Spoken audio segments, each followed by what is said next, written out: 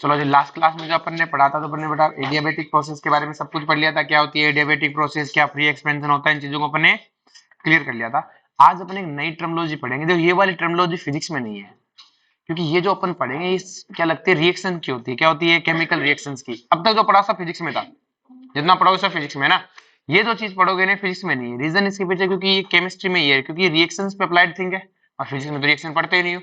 और इसका नाम है बेटा एंथैल्पी। क्या है बेटा? एंथैल्पी। तो हेडिंग लगाओ बेटा एंथैल्पी।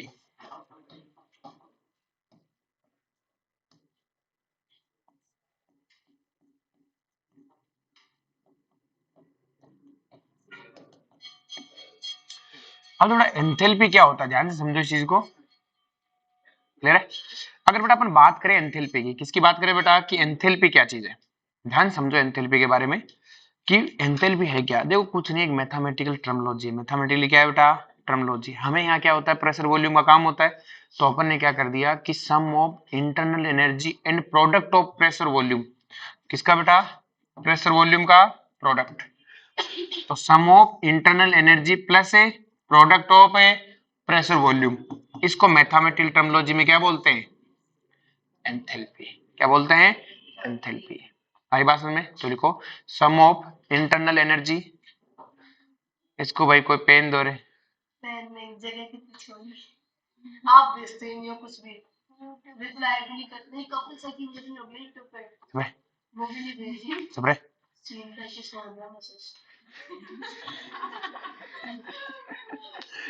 चलो सम ऑफ, ओए पहले वाला क्या था, एक बार किया मैं छोड़ दिया, बाद में किया ही नहीं। मुझे बहुत दुख हो रहा है। हाँ, sum of internal energy and product of a pressure volume, product of a pressure volume known as enthalpy. तो एंथैल्पी एच इक्वल टू क्या है बेटा अपना यू प्लस ए पीवी। और छोरी बैठ जाना शांति से, कई देर हो गया है, देख लेती अब तक कितना छोड़ना है। नेक्स्ट देखो बेटा ध्यान से, अगर मैं इसको लिखूं तो डेल्टा एच किसके इक्वल होगा बेटा? प्लस डेल्टा डेल्टा पीवी, यही होगा बेटा। ये हमारा एंथैल्पी है। अगर मैं इसे बात करूं एट कांस्टेंट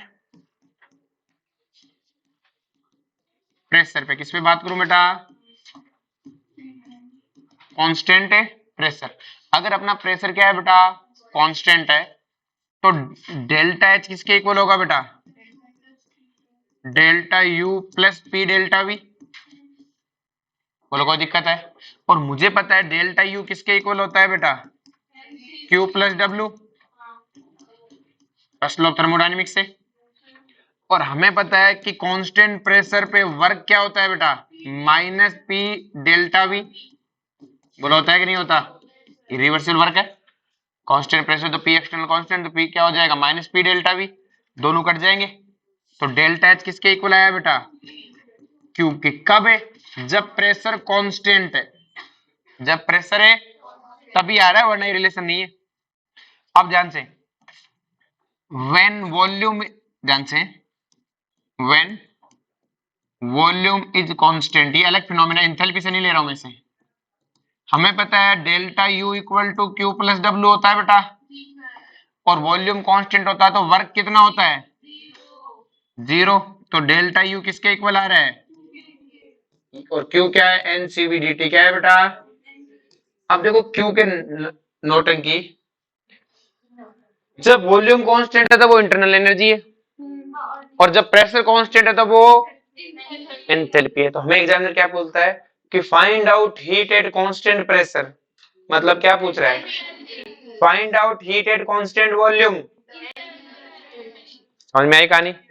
वो यहाँ फंसा देता, पर बच्चा सोचता रहता है क्या करना है इसका, क्यूपी का क्या करना है। समझ में आया? क्यूपी लिख देता है, क्यूबी लिख देता है। समझ में आ गया? क्यूपी क्यूबी का मतलब क्या है? तो इसे क्या बोलेंगे? हीट, एंथैल्पी का नाम क्या हो गया बेटा?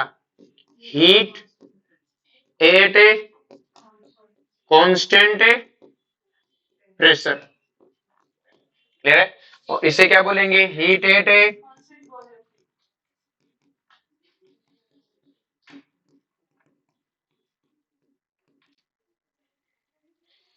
यहां तक कोई दिक्कत किसी को? छापा मारो। ये एमएस डेल्टा टी हुआ है। अब डेल्टा एच का फॉर्मूला होता है, अभी प्रूव कर देंगे, मुझे लिख फटाफट। क्यों तो वो हमेशा ही होता है एम एच डेल्टा टी, लेकिन स्पेशल कंडीशन में क्या बोलेंगे।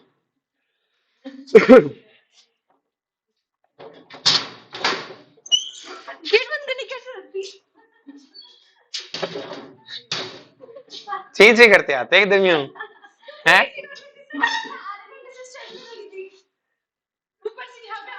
अबे चुप रहे। नेक्स्ट देखो बेटा, दो बेटा ध्यान से कि अपन ने जो एक चीज पढ़ी थी कि मैंने कहा था कि आइडियल गैस के लिए जो आपका डी हो वो किसके इक्वल है बेटा, एनसीवी dt क्या है, डेल्टा यू किसके इक्वल है बेटा, एनसीवी डेल्टा टी के।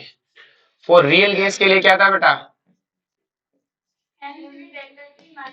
Delta U equal to NCV delta T minus, ये था। ये अब आइडियल गैस के लिए ये हमेशा है, आपको सोचने की जरूरत नहीं कि कंडीशन आइसोकोरिक दे रखी है कि आइसोबारिक दे रखी है, आपको इसे सोचने की कोई जरूरत है नहीं है। आपको सोचना ही नहीं कि सर कंडीशन में आइसोकोरिक रखनी है कि आइसोबारिक रखनी है, कुछ नहीं सोचना है, किस तरह हमेशा है। क्या बोलोगे, हमेशा है। किसके लिए, आइडियल गैस के लिए। मैंने कहा एक प्रोसेस आइसोबारिक है और उसमें इंटरनल एनर्जी पूछ ले, तब भी आप एनसीवी dt लगाओगे। क्या लगाओगे, dt। किसके लिए, आइडियल गैस के लिए। और रियल गैस के लिए ये है, अगर आइसोकोरिक हुई तो ये टर्म अपने आप हो जाएगी जीरो, बाकी कंडीशन में जीरो नहीं होगी। आ रही बात समझ में।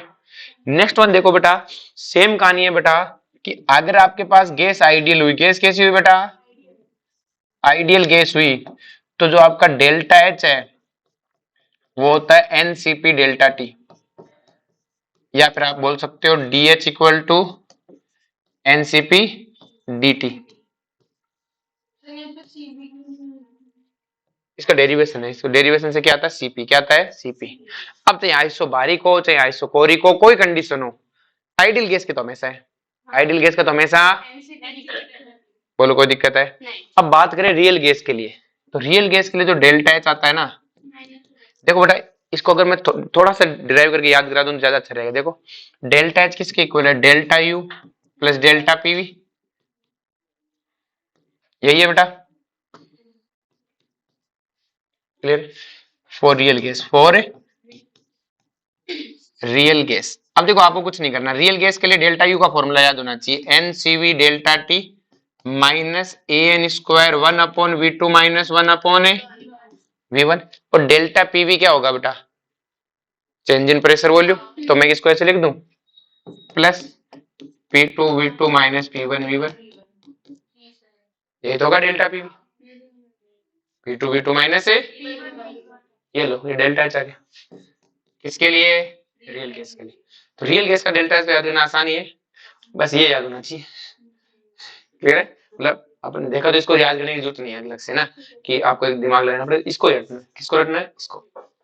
और नीट में तो वैसे भी नहीं रटना पड़ेगा, जेई में रटना होता है, क्लियर। जेई वाले रट लो, नीट वालों को वैसे भी कोई जरूरत है नहीं पड़ती, क्लियर है। छापा मारो से,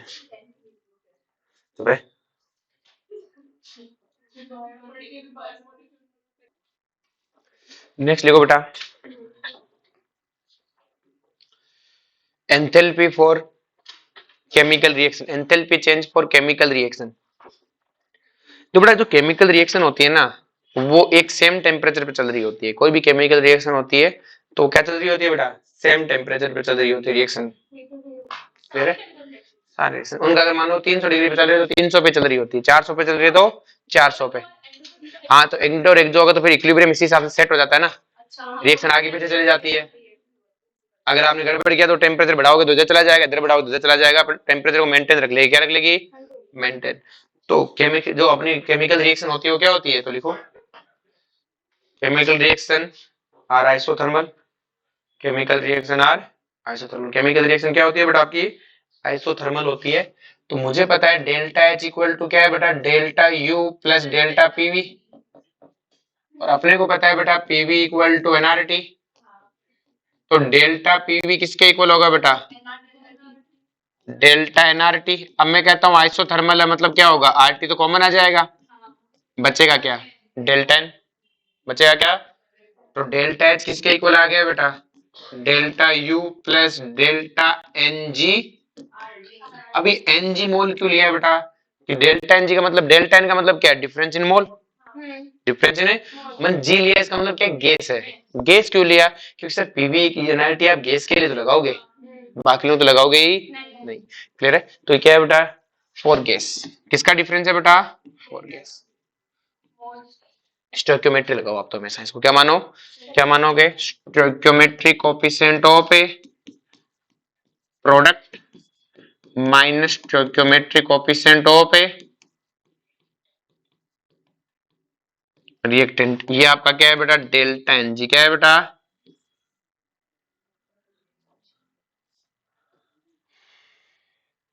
आगे बात समझ में? और देखो बहुत आसान सा होता है इसे करना।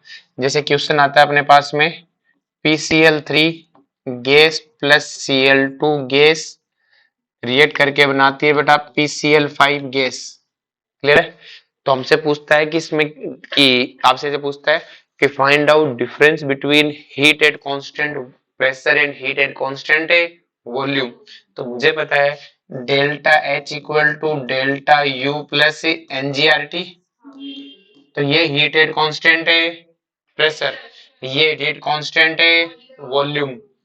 तो क्या आएगा? Delta H minus delta U equal to NGRT। Delta NGRT sorry. Clear है? अब आपको पता है बेटा डेल्टा NG कितना आएगा? कितना आएगा? -1 आएगा। प्रोडक्ट का कितना है बेटा? 1। रिएक्टेंट का कितना है? 2। तो डेल्टा एनजी कितना आएगा? -1। तो delta H minus delta U क्या है बेटा? -RT। एक तो ये क्वेश्चन होता है, एक क्या पूछता है कि डेल्टा एच और डेल्टा यू में से बड़ा कौन सा है? -RT आ रहा है, इसका मतलब डेल्टा यू बड़ा रहा होगा। कौन बड़ा है? ये दो क्वेश्चन पूछता है। क्लियर है? जैसे नेक्स्ट क्वेश्चन है, H2 प्लस I2 रिएक्ट करके बनाता है HI। तो बताओ डेल्टा एच और डेल्टा यू में से कौन बड़ा है? कौन बड़ा है? दोनों जीरो, क्योंकि पहले रिएक्शन बैलेंस तो करो। तो डेल्टा एन जी कितना आएगा? 0। तो डेल्टा एच और डेल्टा यू क्या है? बराबर। तो ऐसा भी पूछ लेता है कि ऐसी कौन सी रिएक्शन है जिसमें heat at constant pressure and heat at constant volume बराबर है? एंथैल्पी इंटरनल एनर्जी नहीं बोलता वो। आगे पास में, अब इस क्वेश्चन में जो गलती होती है कई बार क्या होता है कि वो आपको क्या करता है, डेल्टा यू की वैल्यू दे देता है, टेम्परेचर दे देता है, और डेल्टा एच पूछ रहा होता है। क्या पूछ रहा होता है? वो क्या करता है, इसे किलो में देता है, किलो जूल। तो उसे जूल में लिखना, क्योंकि इधर से तो जूल ही आएगा ना।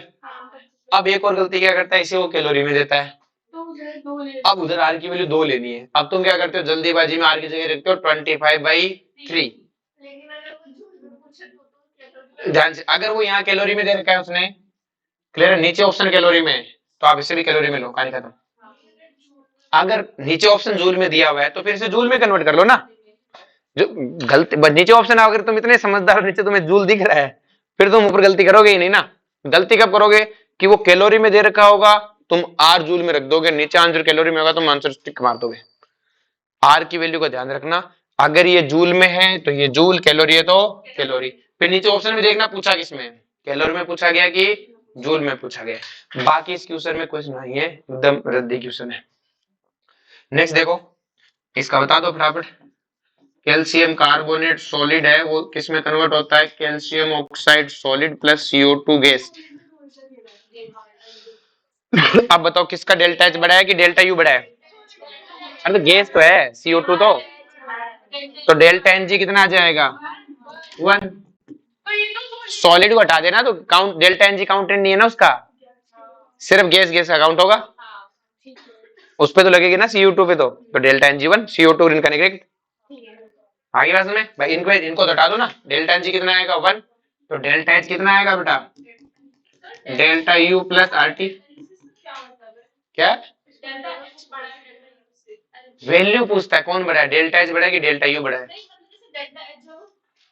हीट एट कांस्टेंट वॉल्यूम है, नहीं प्रेशर है, और delta U heat at constant volume, delta H बड़ा आ रहा है डेल्टा यू से, तो इसका मतलब क्या रिएक्शन होगा? रिएक्शन कोई मतलब नहीं, टर्मोलॉजी वो खुद ही ऐसे डाटा मैथमेटिकली क्वेश्चन पूछता और कुछ नहीं कि कौन बड़ा, साइन पूछ लेता किसकी वैल्यू बड़ी आ रही है, बस ऐसे बोले वर्क ये वर्क बड़ी, ये वाली वैल्यू बड़ी है कि ये वाली वैल्यू बड़ी है। इस तरह का क्वेश्चन बनाना होता है। क्वेश्चन तो यही होता है, डेल्टा एस डेल्टा यू निकालने का तरीका है। वो क्या करता है, इसको घुमा के पूछ लेता है, बात को घुमाने की बात होगी ना कि कौन बड़ा है, बस ठीक है, पूछ लिया कौन बड़ा है, ठीक है।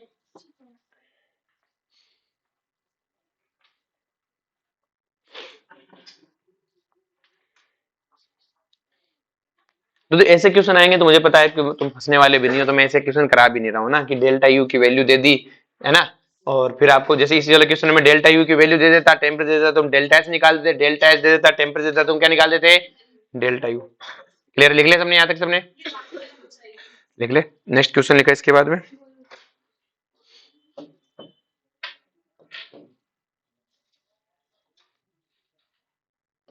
सेलेक्ट क्यों होता है में से,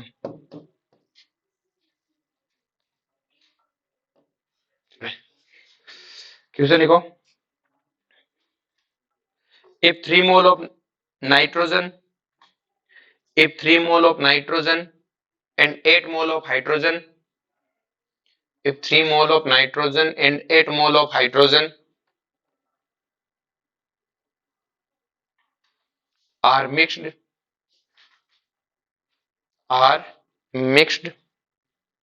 and form ammonia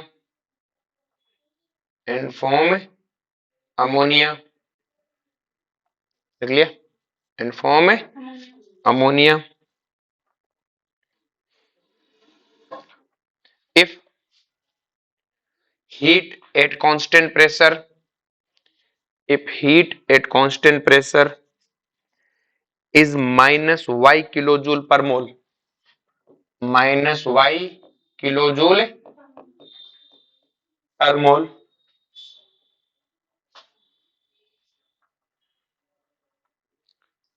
find out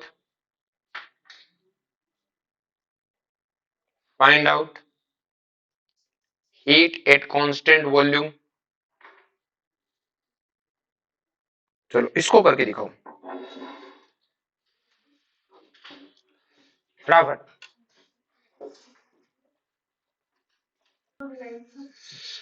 देखो हमें पता है कि रिएक्शन क्या है बेटा, N2 प्लस 3H2 रिएक्ट करके क्या बनाते हैं बेटा, 2NH3।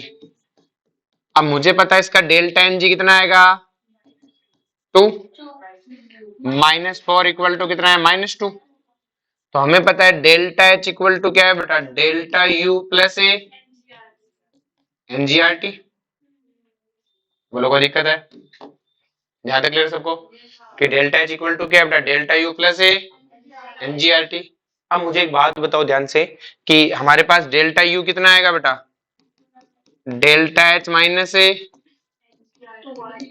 NGRT की बात है, ये यूज करोगे नहीं करोगे, डेल्टा H कितना है -y, ये माइनस क्या रखोगे प्लस 2RT। हाँ ठीक है, एक सेकेंड, तो मैंने वैल्यू नहीं रखना है ना अपन, ठीक है, क्यों एक्सेंट सुन ले, वैल्यू सोल्व नहीं करनी ना, आरटी की वैल्यू दी नहीं है ना, तो उसको वाई को ऐसे छोड़ रहा हूं मैं 1000 लिख के। क्वेश्चन में फंसने का चीज ये नहीं कि ये तो डेल्टा यू आ गया, तो ये तो तुम डेल्टा यू निकाला है, ये इस रिएक्शन का है, जो मैंने दी उसका नहीं है। सुन ले माता, तेरी जो भी है पहले देख ले, तेरी सही है कि गलत है, क्यों रो रही है, क्लियर है। अब बेटा अपने पास सिंपल सी कहानी है, अपने पास क्या है बेटा, N2 प्लस 3H2 रिएक्ट करके क्या बना रहे हैं बेटा, 2 अमोनिया। लेकिन मुझे कहा गया ये कितना मोल है, 3, और ये कितना है 8। जो हमें दी गई वो इस रिएक्शन का था, क्लियर है, हमें इसका पूछा है, हमें इसका पूछा है। तो बेटा मुझे पता है कि इन दोनों में से लिमिटिंग रिएक्टेंट कौन सा है, H2 वाला लिमिटिंग है। अब ये लिमिटिंग है तो मुझे पता है कि 3 मोल हाइड्रोजन के लिए, 3 मोल हाइड्रोजन के लिए डेल्टा यू आ रही है बेटा, 3 मोल हाइड्रोजन के लिए कितनी आ रही है, डेल्टा यू। बोलो कोई दिक्कत है, तो 8 मोल हाइड्रोजन, क्योंकि ये लिमिटिंग वाला पूरा होगा, तो 8 मोल के लिए कितनी आएगी, कितना आ जाएगा बेटा, 8 इंटू डेल्टा यू अपॉन ए 3। यहां से डेल्टा यू निकालने का, और यहाँ बोलो कोई दिक्कत है, आगे बात में आंसर हो जाएगा। फिर भाई यहाँ से डाटा क्यों बनाएगा पूरा का पूरा, यहाँ पुट कर देना है, जिस चीज सीखना था वो ये थी, बाकी कोई चीज? हाँ मैंने अलग से कर लिया, वो निकालेंगे। क्या निकाला? एनजी निकाल लिया, बाबूलाल निकाल दिया। मैंने भी ऐसे नहीं, बाबूलाल से मेरा तो 2RT आ गया। ये सब कुछ ये आया तुम्हारा 8/3। हाँ, वो 16/3 रिजल्ट हो गया। बेटा जी ध्यान से, यहाँ से डेल्टा यू निकालना है, ये जो फॉर्मूला है ना ये इनका नहीं है। एनजी निकालो तो एनजी क्या क्या आ रहा है? एनजी मतलब निकाला, वो आया था, कितना आया था, -16/3। हाँ -16/3। हाँ, तो फिर ये आया था, ये जो क्वेश्चन से आएगा आंसर वही आएगा। पक्का? हाँ ठीक है फिर देख लो।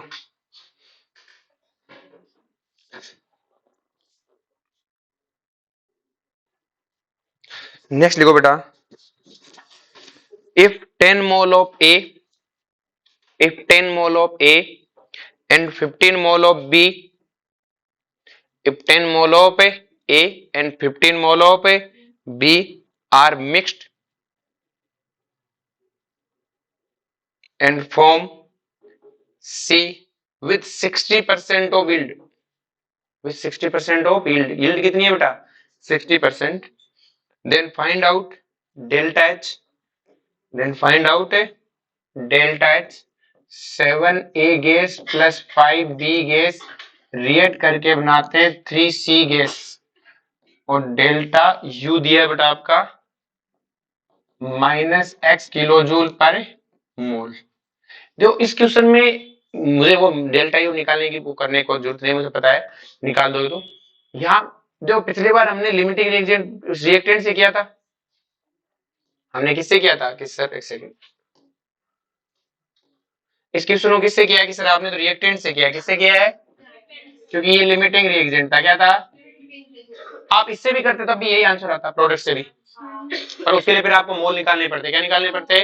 मोल। क्या निकालने पड़ते? मोल। किसके कितने मोल गए? ठीक है, अगर अपन निकाल के देखें एक बार, कर लेते हैं ताकि तुम्हारा वह मिटे। ये बेटा तो हमें पता है ये कितना था 3, ये 8, ये लिमिटिंग हुआ 0। बाबूलाल कितना है 8/3, 8/3 मतलब ये कितना आएगा 16/3।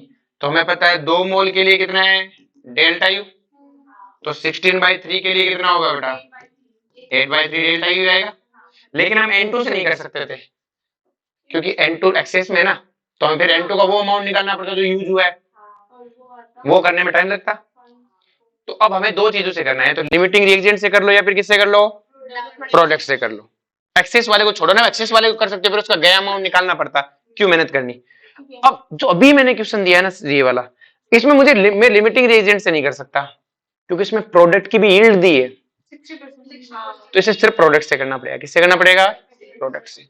जब पहले वाले क्वेश्चन में आप दोनों से करो कोई दिक्कत है, इसका मतलब था 100% प्रोडक्ट बन रहा था, अब प्रोडक्ट भी 60% बन रहा है, तो फिर करना तो करते हैं इससे, लेकिन कंफ्यूजन क्रिएट करेगा। आप इससे करो ना, इसका टोटल मोल निकालो और उसका 60% भी, क्योंकि 60% तो बना है। क्या बना है? 60%। करके देखो आंसर आता है एक बार।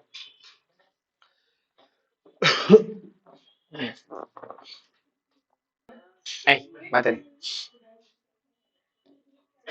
देखो बेटा ध्यान से कि अब की बार हमें क्या दिया हुआ है, एक कितने मोल, पहले तो हम दो अपना फॉर्मूला निकाल लेते हैं। अपने को पता है डेल्टा एच इक्वल टू क्या आएगा बेटा delta U plus delta NGRT, delta U minus X. NG की वैल्यू कितनी है बेटा?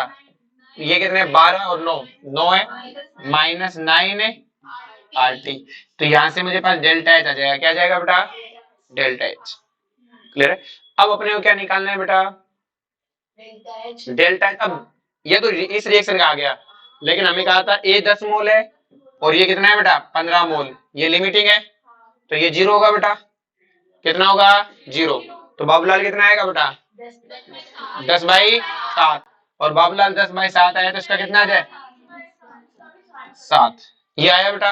अब इसका भी 60% ही बनेगा, तो इसका 60% ले लो, कितना आएगा? इसका 60% कितना आएगा 18/7। अब हमें पता है 3 मोल के लिए कितना है डेल्टा एच, तो 18/7 के लिए कितना होगा?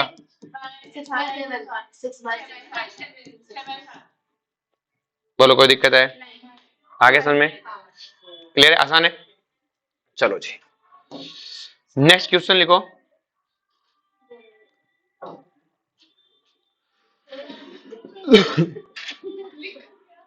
अरे माता लिख ले, ये ले, क्यों जान खा रही है मेरी।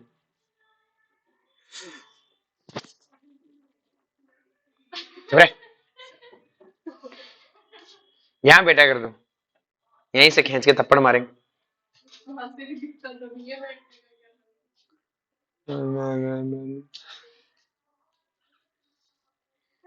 ये नहीं किसी को चिढ़ाना हो तो चिढ़ने वाला तो आप नहीं है। चलो आगे। ले माता तू भी लिख ले, तूने सोल्व किया था ना, खुद से कर ले। अब वो अच्छा नहीं लगता। चलो भाई तेजी से स्पीड लिख। स्पीडली हो गया विदाउट एनी ब्रेक। कैसे लिखो? प्रेशर वर्सेस वॉल्यूम का कर्व है बेटा आपके पास में।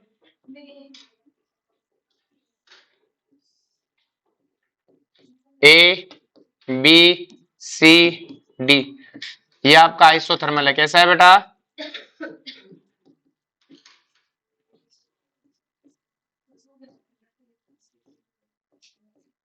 ठीक है। बीसी ग्राफ कैसा है? आइसोथर्मल। तो आपको क्या करना है बेटा? मैच द कॉलम करना है। आपके पास ऑप्शन ए बी है बेटा, ए बी प्रोसेस, ये प्रोसेस है बेटा आपकी। क्या है बेटा? प्रोसेस।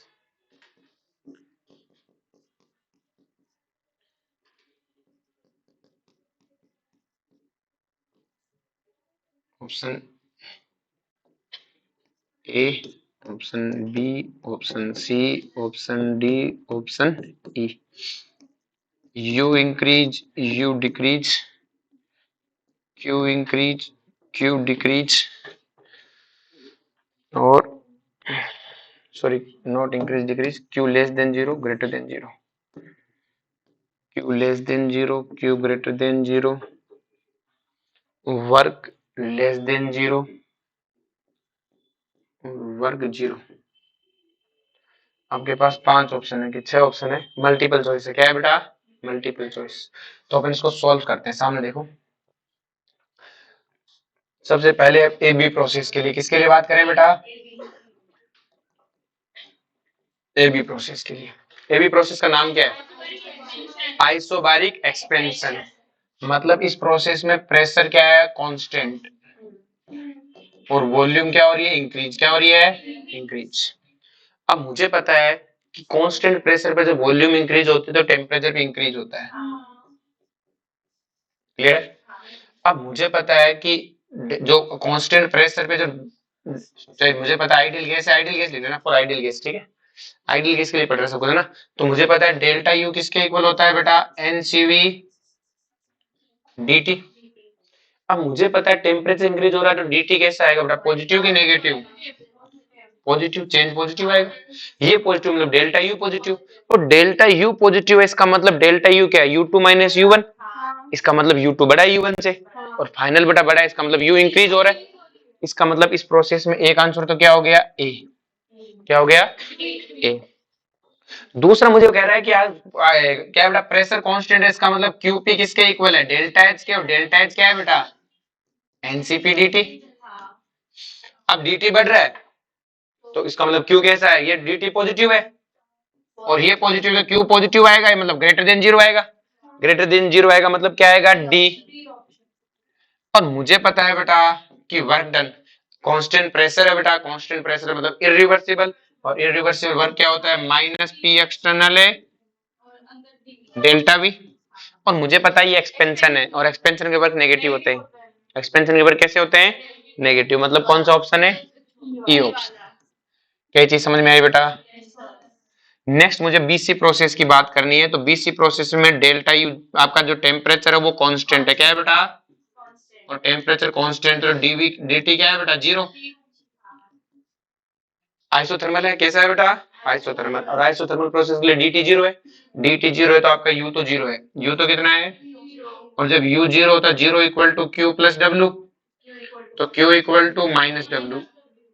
और हमें पता है ग्राफ रिवर्सिबल का है। किसका ग्राफ है? रिवर्सिबल। आइसोथर्मल है, रिवर्सिबल ग्राफ होता है।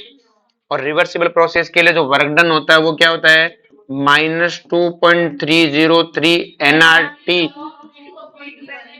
V2 by. अब आपको पता है कि एक्सपेंशन हो रहा है, एक्सपेंशन हो रहा है मतलब ये V2 V1 से बड़ा है, मतलब ये वाली वैल्यू 1 से बड़ी है, और लॉग में 1 से बड़ी वैल्यू पे पॉजिटिव आता है, और पॉजिटिव आएगा तो वर्क कैसा आएगा? नेगेटिव। वर्क नेगेटिव आएगा, मतलब ई ऑप्शन सही है मेरा। कौन सा ऑप्शन सही है?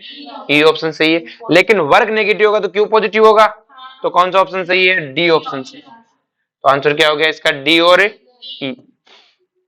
मैं सीडी प्रोसेस के लिए बात करूं बेटा, तो सीडी प्रोसेस फिर से मुझे पता है कि प्रेशर कांस्टेंट है, लेकिन बेटा वॉल्यूम डिक्रीज हो रही है, तो टेम्परेचर भी डिक्रीज होगा बेटा।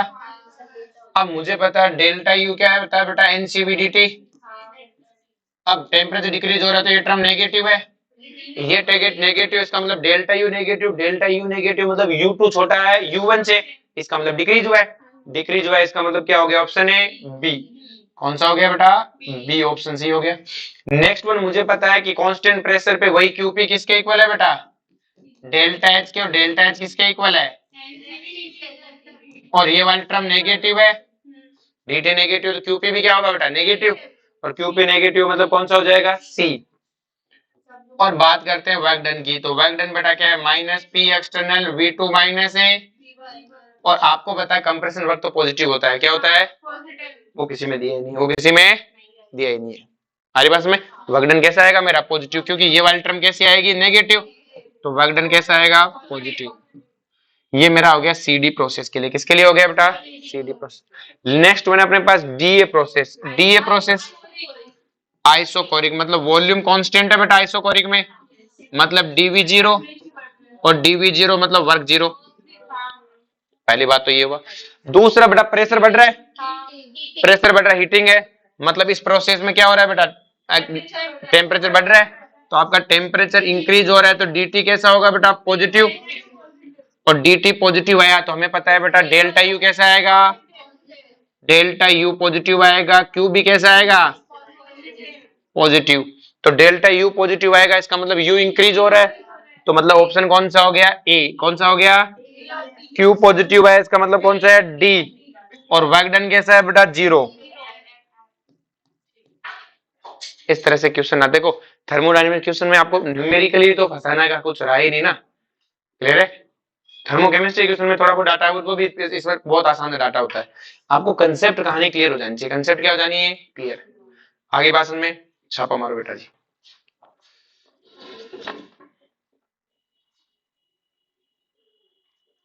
नेक्स्ट देखो बेटा, Carnot engine.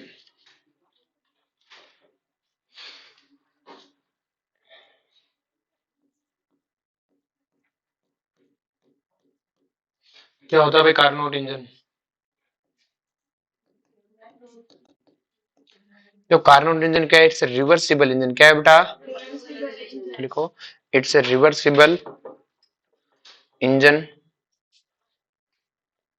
It's a reversible engine. ठीक है, पहली बात तो कैसा इंजन है बेटा? रिवर्सिबल। देखो इस इंजन में करते क्या है, देखो अपने पास एक सिलेंडर है, अपने पास क्या है कि सिलेंडर, ये पिस्टन है, इसको क्या करते हैं बेटा? किसी सोर्स के ऊपर रखते हैं। किसी किस पे रखते हैं बेटा?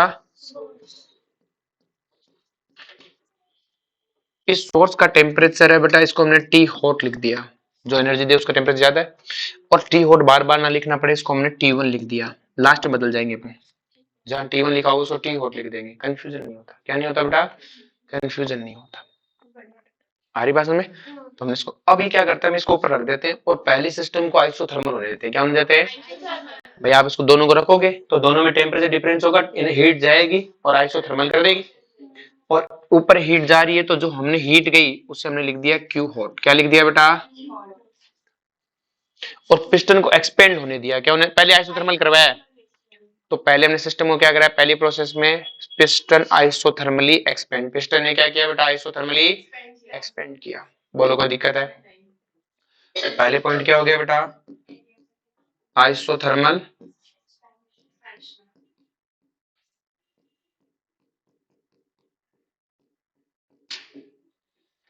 क्लियर है? ये पहली स्टेप। फिर हम इस पिस्टन को उठा के लाए और किसी ऐसे प्रोसेस पर रख दिया जो एडियाबेटिक है, मतलब हीट का एक्सचेंज नहीं होती। एडियाबेटिक को कंटेनर से कनेक्ट किया और फिर इसे एक्सपेंड होने दिया। अब एडियाबेटिक का तो कोई हीट एक्सचेंज तो होना नहीं है, तो फिर हमने क्या किया? Adiabatic expansion. एक्सपेंशन तो होगा ही ना सर? क्यों नहीं होगा बेटा? कांस्टेंट हो गया ना, तो बेटा एडियाबेटिक प्रोसेस में लेके तो फिर टेम्परेचर सेम थोड़ी रहना है, T2 हो जाएगा। टेम्परेचर में इंटरनल एनर्जी का यूज करने लग जाएगा ना, मतलब जो पहले टेम्परेचर था उससे ज्यादा टेम्परेचर एडियाबेटिक एक्सपेंशन में तो घटता है, कम होगा। एक्सपेंशन में तो घटता है, किसने कहा बढ़ता है, क्लियर है, T2 डैश तो हमने बढ़ने दिया इसको, क्लियर है, हमने टेम्परेचर की बात नहीं, हमने इसको एक्सपेंड होने दिया एडियाबेटिकली, अब जो एडियाबेटिक सिचुएशन वो सब लगेगी, फिर हम इसे उठा के लाए, अब की बार हम इसे एक सिंक पे लेके आए, किस पे लेके आए बेटा, सिंक, सिंक वो है जिसका टेम्परेचर इस पिस्टन से कम है, इस पिस्टन से क्या है बेटा कम, लाके इसके ऊपर रख दिया, क्लियर, और इसको दोनों को क्या आने दिया, वापस से आइसोथर्मल होने दिया, अगर इसका ज्यादा भी है तो सिंक को भी अपने आप एडजस्ट करेंगे, सिंक का टेम्परेचर कम है, इसका ज्यादा है तो इसको हीट देके सिंक के बराबर आ जाएगा, तो इसे आइसोथर्मल होने दिया, पहले कैसे होने दिया, दोनों का टेम्परेचर आइसोथर्मल, मतलब इसका सिस्टम का टेम्परेचर नहीं बदलना चाहिए, सिस्टम का टेम्परेचर है आइसोथर्मल रहेगा ये, और अब हमने इसे क्या किया, कंप्रेस किया, क्या किया, कंप्रेस, तो कंप्रेस करते समय जो एक्स्ट्रा एनर्जी होगी वो सिंक ले लेगा, क्या करेगा, एक्स्ट्रा एनर्जी जो रिलीज हो, ध्यान से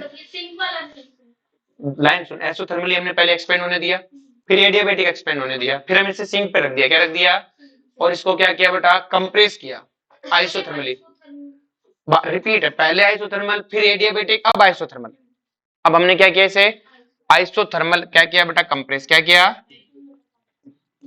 आइसोथर्मल कंप्रेशन,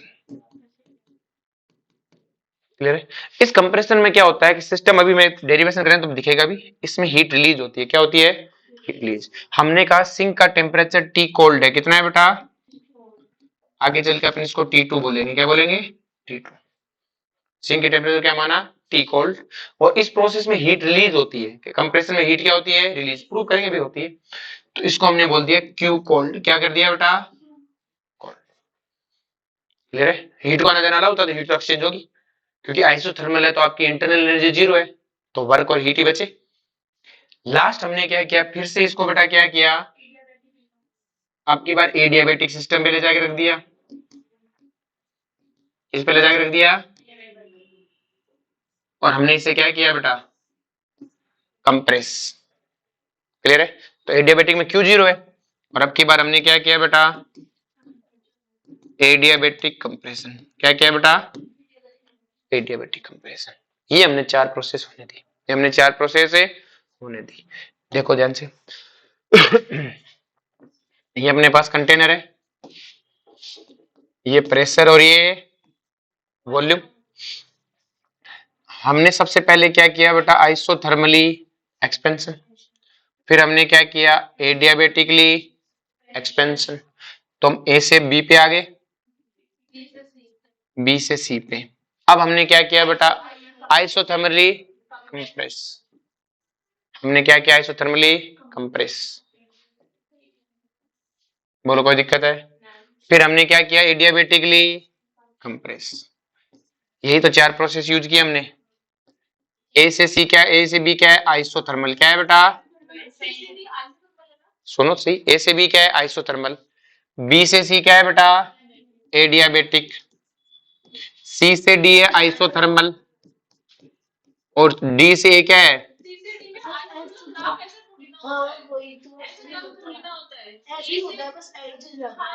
अरे ले माता गलती हो गई, क्यों मार रही है,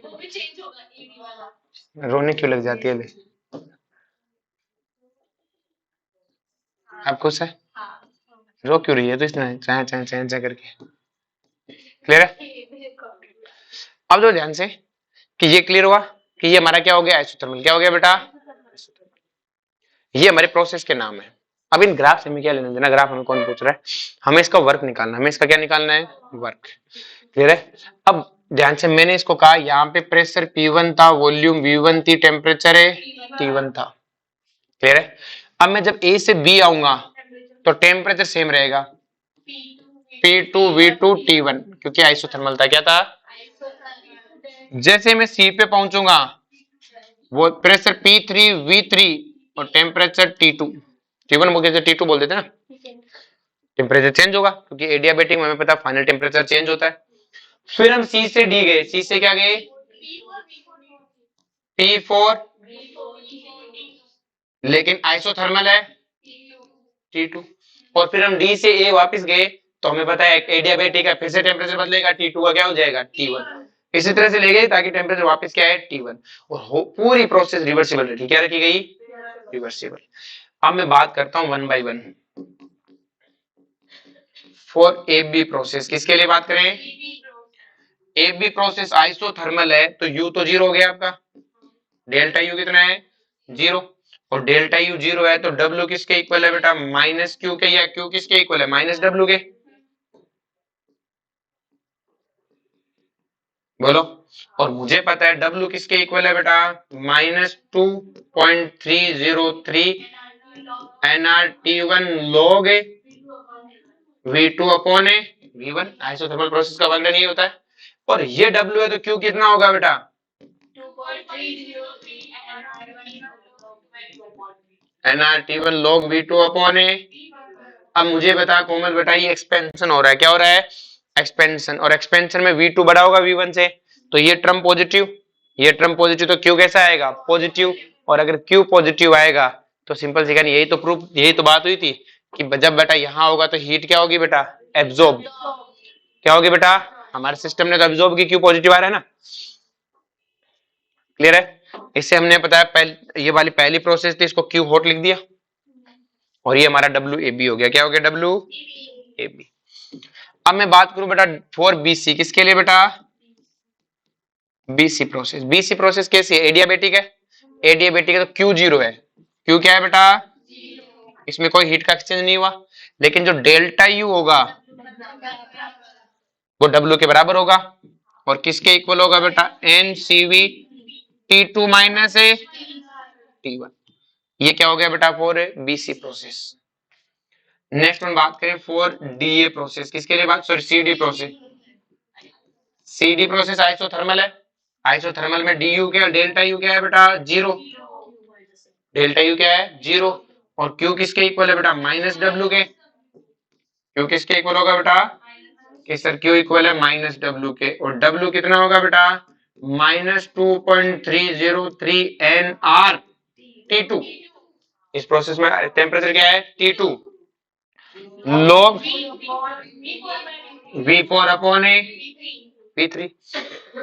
ये W तो Q क्या आएगा बेटा, -+2.303 nRT2 log V4 upon V3। V4 क्या है बेटा, छोटा है, कंप्रेशन हो रहा है और छोटा है, इसका मतलब V4 अपॉन V3 एक से छोटा, और log में एक से छोटी वैल्यू मतलब नेगेटिव। तो Q कैसे आएगी बेटा, नेगेटिव। नेगेटिव आएगी तो इसका मतलब इस प्रोसेस में हीट रिलीज होनी चाहिए।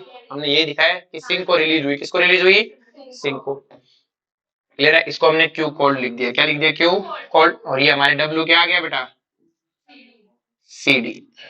ये क्या हो गया, WBC।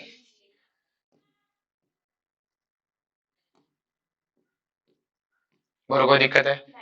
अपने पास लास्ट प्रोसेस बच गई, कौन सी, और AD प्रोसेस, किसके लिए बेटा, AD प्रोसेस। AD कैसा है बेटा, एडियाबेटिक। एडियाबेटिक है तो Q जीरो, तो delta U equal to W equal to क्या होगा, NCV T1 माइनस T2। क्योंकि बेटा फाइनल कितना आपकी बार है, T1, इनिशियल कितना है, T2। तो जो टोटल वर्क डन आएगा बेटा वो किसके इक्वल आएगा, WA plus WB, WAB plus WBC plus WCD plus WDA। DA लिखना चाहिए, ठीक है। आगे बात समझ में, यहां तक कोई दिक्कत है। अब नेक्स्ट देखो ध्यान से कि मुझे पता है बेटा WAB कितना है, कहां पे गया, ये रहा, -2.303 nRT1 log V2 by V1। BC कितना है बेटा, NCV T2 minus T1। CD कितना है, -2.303 nRT2 log V3 प्लस कौन सा बच गया, DA, सॉरी क्या आएगा बेटा, NCV T1 माइनस T2। अब देखो बड़ा ध्यान से, ये दोनों एक दूसरे के बराबर है क्या? नेगेटिव में, एक सेकेंड, T1 माइनस T2 देख लो। अगर मैं इसमें से माइनस कॉमन ले लूं, दोनों बराबर आएंगे कि नहीं आएंगे? आएंगे ना, कट जाएंगे दोनों, एक दूसरे से कट जाएंगे। देख लो, वजह से माइनस कॉमन लिया, बाहर ये क्या आ जाएगा, एनसीबी T2 माइनस T1 बराबर आएगा, तो ये दोनों कट जाएंगे, तो डब्ल्यू टोटल क्या आएगा बेटा? Minus 2.303 NR T1 log V2 by V1 minus 2.303 NR T2 log V4 by V3। ध्यान से कि मुझे पता है जो बीसी प्रोसेस है वो एडियाबेटिक है। कैसा है बेटा? और एडियाबेटिक प्रोसेस के लिए मुझे पता है, for adiabatic process for BC, adiabatic process के लिए T gamma V gamma sorry T V gamma minus 1 equal to constant. तो बेटा इस प्रोसेस में देखो, यहाँ पे क्या है V2 T1, तो मैं क्या लिखूंगा T1 V2 gamma minus 1 equal to T2 V3 gamma minus 1 लिख सकता हूं। देखो यहाँ V3 है, यहाँ पे क्या आएगा T2 V3 गामा माइनस 1, यहाँ पे क्या आएगा T1 है, और इस एडियाबेटिक प्रोसेस के लिए दोनों बराबर होंगे। सेम कहानी ये भी एडियाबेटिक है, तो यहाँ पे क्या आएगा T2 V4 गामा माइनस 1। तो ये तो था बीसी प्रोसेस के लिए। तो इसमें से अपन एक काम करते हैं, T1 अपॉन T2 निकाल लेते हैं। क्या निकाल लेते हैं? T1 अपॉन T2 क्या आएगा बेटा? V3 by V3 upon V2 की पावर गामा माइनस है। ये बीसी प्रोसेस के लिए था। फॉर डीए प्रोसेस क्या आएगा बेटा? T2 V4 इक्वल टू, यही तो आएगा, T4 V4 gamma minus 1 equal to, तो यहां से क्या आएगा फिर से बेटा? T1 by T2 equal to gamma minus 1। अब मुझे पता है बेटा दोनों बराबर है, तो इसका मतलब दोनों ये टर्म बराबर होनी चाहिए, मतलब V3 अपॉन V1। तो मैं यहां से क्या लिख सकता हूं बेटा? V1 upon V2 equal to, बोलो V4 अपॉन V3 किसके इक्वल है? V1 अपॉन V2 के। तो मैं अगर यहाँ पुट कर दूं तो मेरे पास फॉर्मूला क्या हो जाएगा डब्ल्यू टोटल का? Minus 2.303 NR T1 log V2 upon V1 minus 2.303 NR log V1 upon V2। अगर मैं इसको पलटी मार दूं तो क्या हो जाएगा बेटा? W total equal to minus 2.303 NR T1 log V2 upon V1 plus 2.303 NR V2 by V1। अब मैं इसमें से कॉमन ले लूं बेटा, तो माइनस 2.303 NR मैंने क्या ले लिया बेटा? कॉमन ले लिया। तो क्या आएगा बेटा? ध्यान से, T1 minus T2 log, minus में कॉमन लिया ना बेटा। अब तो ध्यान से, ऐसा हमने क्यों किया है? ताकि याद रखने थोड़ा सा आसान हो जाए। याद करना क्या हो जाए थोड़ा सा आसान। किस तरह आसान? कैसे? ठीक है तो हो जाएगा। देखो आपका फॉर्मूला क्या है वर्ग का? Minus 2.303 NRT log V2 upon V1, यहाँ T2 minus T1, T2 minus है T1 माइनस T2। T1 किसका था? हॉट, कौन ज्यादा में से कम को घटाना है। तो W total equal to minus 2.303 NR log V2 upon,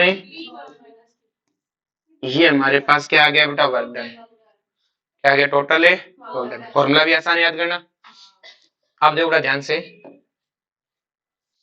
next अपने पास आता है एफिशिएंसी। क्या आता है? टाइम क्या हो गया? 9:05 है ना, अभी तो टाइम पे है। नेक्स्ट देखो ध्यान से, अपने पास नेक्स्ट है एफिशिएंसी। क्या होता है बेटा एफिशिएंसी?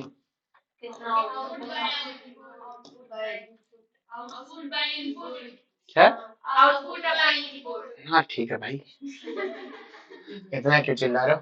अब मैं अगर तुमसे पूछो भाई एफिशिएंसी क्या है, जैसे मुझे अगर अपने एफिशिएंसी को नीटा से लिखते हैं, किससे लिखते हैं बेटा? नीटा से। तो एफिशिएंसी ऑफ हीट इंजन की बात करें तो देखो ध्यान से, मुझे पता है कि मैंने, आप जैसे अपने एक सिंपल सी कहानी, किसी को अपने 100 रुपए दिए, कितने दिए? 100। उसने हमें 20 रुपए वापस दे दे तो कितने रुपए का हिसाब हुआ? 80 रुपए का। कितने का हिसाब हुआ? हमने सिस्टम को Q1 हीट दी थी, Q हॉट हीट दी थी। कितनी हीट दी थी? Q hot. इतनी हीट पकड़ाई थी और उसने Q कोल्ड वापस पकड़ा दी, तो बीच का कहां गया? वर्क। मतलब हमने कहा कि हमने 100 जूल हीट दी और 100 जूल हीट से उसने 40 जूल वर्क किया, तो काम तो 40 जूल ही किया। कितने परसेंट एफिशिएंसी है? 40। तो मतलब आप क्या बोलोगे? Work done by engine, work done by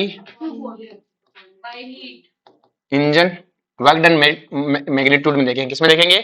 magnitude में, divided by heat supply to engine, heat supply to engine. और 100 परसेंटेज निकालना था, 100% निकालना था, 100 से मल्टीप्लाई मत करो। वर्क डन कितना है बेटा आपका? माइनस हट जाएगा, 2.303 nRT hot minus T cold log V2 upon A modulus. Clear है? और हीट का बेटा क्या लेना है? Q हॉट लेनी है, सप्लाई तो आपने Q हॉट ही की थी। और Q हॉट क्या था बेटा आपका? 2.303 nR, वहां T1 था, nR T1। और T1 क्या है बेटा? T हॉट, सोर्स का ही तो है।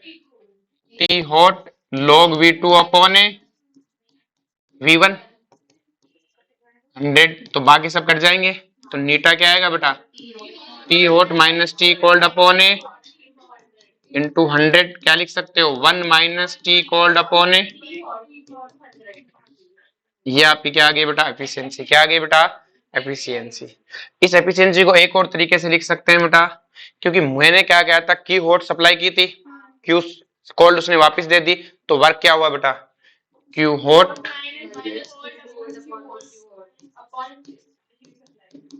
यही तो वर्क डन है, ये भी तो क्या है? Work done. ये भी क्या है? Work done. तो मैं इसे क्या लिख सकता हूँ? नीटा इक्वल टू 1 माइनस, ये भी क्या है बेटा मेरा? Work done. बोलो कोई दिक्कत है?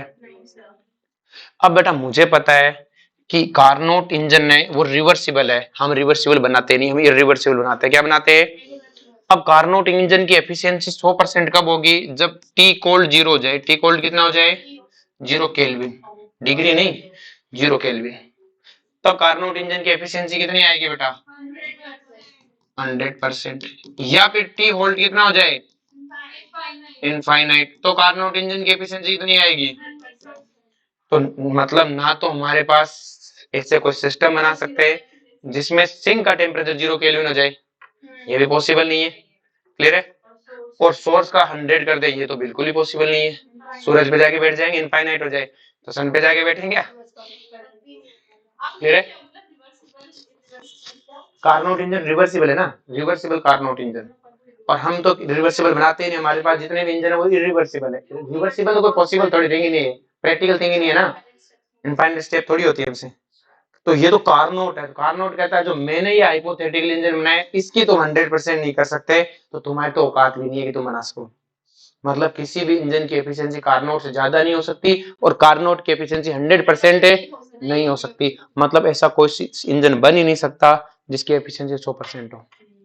मतलब हम हीट को 100% वर्क में कन्वर्ट नहीं कर सकते, यही कार्नोट इंजन का स्टेटमेंट है। क्लियर है? ये कार्नोट लॉ है, इसे केल्विन प्लांक लॉ भी बोलते हैं। क्लियर है? पढ़ो तो पढ़ो, वरना मत पढ़ो, कौन पूछता है। क्लियर है? केल्विन प्लांक ने कहा कि आप 100%, सेल्सियस भी था नाम था, तो उन्होंने कहा 100% एफिशिएंसी, मतलब आप 100% हीट को क्या नहीं कर सकते, वर्क में कन्वर्ट है। ये यहाँ से पता चलता है कि पॉसिबल है नहीं है। आप जो मर्जी आए कर लो, आप जो मर्जी आए कर लो, आपकी औकात के बाहर है। तो बेटा पॉसिबल कैसे है? देखो अभी जैसे अपने जो गाड़ी में इंजन होता है तो उसके लिए सिंक कौन होता है? एनवायरमेंट। तो आप एनवायरमेंट 0 केल्विन कर दोगे तुम नहीं बचोगे, और अगर इनफाइनाइट सोर्स का सोर्स लिया तो तुम इंजन पे बैठोगे कैसे? तुम नहीं बचोगे। क्लियर है? तो अपने पास दोनों सिचुएशन नहीं है। समझ में आ गया सबको? पक्का? अब आराम से बैठे बैठे अगले 10-15 मिनट उतारते रहो उसे।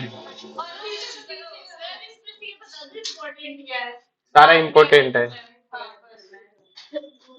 वर्क का फॉर्मूला तो याद लिखते याद हो गया होगा। 2.303 nRT log V2 upon V1, T को T hot minus T cold करना है। क्लियर है?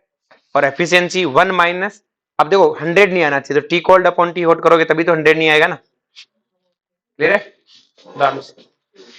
इसका उल्टा होता है हीट पंप, रेफ्रिजरेटर। वो अपन नहीं पढ़ना, सारे फिजिक्स वाले कुछ तो पढ़ाए।